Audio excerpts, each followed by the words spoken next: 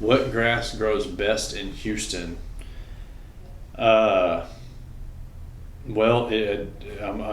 somebody asked me this question. The first thing I'm gonna ask is, do you have any shade?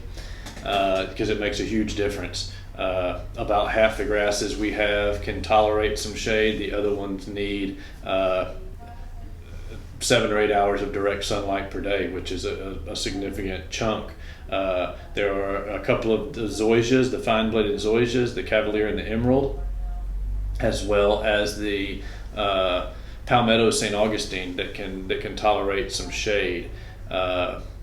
Those are, and when I say tolerate shade, they still need 4 or 5 hours of direct sunlight per day to survive. The more sun that any grass gets, the thicker and lusher and more healthy the grass is going to be. But can it survive? Can it cover and suffice? Yes, those three grasses absolutely can, and they can get you out of that situation. Most people, it's a fine line. You want the trees and you also want some grass underneath those. You don't want to give up one for the other, and they're good.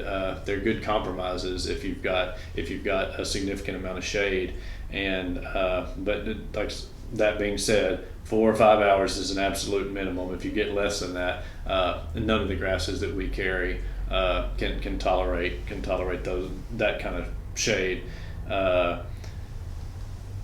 Which one just absolutely grows the best? I would say the Raleigh St. Augustine is easiest to take care of.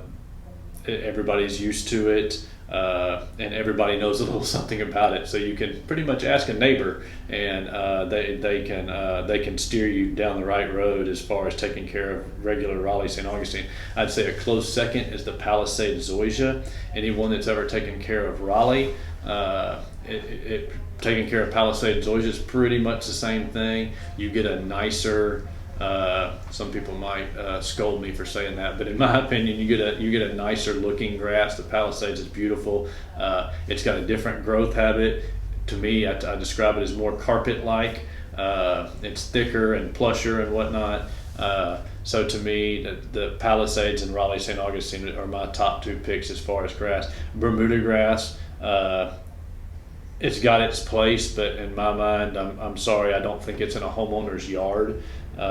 It requires 100% sunlight. It does great out in the middle of sports fields and in giant open areas. But if it gets anywhere near a house or a fence or underneath a tree or something like that, it disappears in a big hurry.